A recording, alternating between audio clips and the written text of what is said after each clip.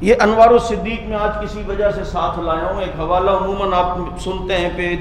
میری خطبات حنفی میں بھی یہ کافی لوگوں نے فون بھی کیا یہ حوالہ کہاں سے ہے۔ اسی میں ایک واقعہ اور بھی لکھا ہے کہ صدیق، یہ علامہ ابراہیم بن عامر عبیدی مالکی رحمۃ اللہ علیہ کی ہے، اس کا ترجمہ پاکستان کے مولانا محفوظ الحق شاہ صاحب نے کیا ہے۔ یہاں ایک روایت مولانا علامہ ابراہیم بن عامر عبیدی مالکی کہتے ہیں کہ حضرت علی جب بھی ابو بکر سے ملتے تھے نا تو سلام میں پہل کرتے تھے، علی پہل کرتے تھے۔ ایک دن حضرت علی صدیق اکبر سے ملے تو سلام میں پہل نہیں کی،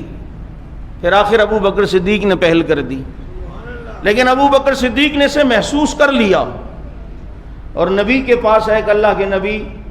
علی کو بلائیں، پوچھیں کوئی ناراضگی تو نہیں ہے، یہ عموماً جب بھی ملتا ہے سلام میں پہل کرتے ہیں لیکن آج اس نے پہل کیوں نہیں کی؟ تو نبی کو نے علی کو بلایا اور کہا علی یہ تمہاری شکایت آئی ہے، بتاؤ تم سلام میں پہل کرتے ہو، آج پہل کیوں نہیں کی؟ تو علی نے پتہ ہے کیا جواب دیا؟ علی کہتے ہیں آقا آج رات میں نے جنت میں ایک محل دیکھا، میں نے خواب میں دیکھا کہ جنت کا ایک خوبصورت محل ہے، میں نے کہا یہ کس کا ہے؟ تو مجھے کسی نے کہا جو سلام میں پہل کرتا ہے اس کا ہے، تو میں نے سوچا کہ یہ محل میں صدیق اکبر کو ہدیہ کر دوں،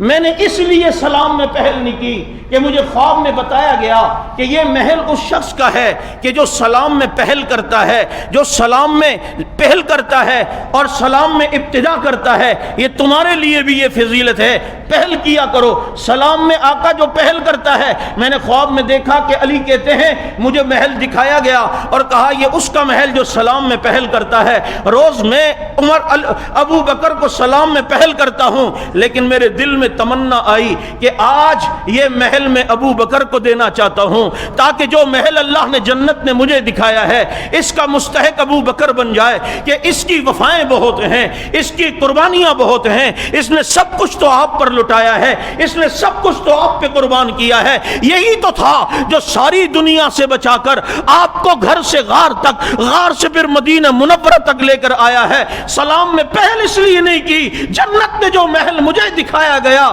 وہ میں ابو بکر صدیق کو دینا چاہتا ہوں۔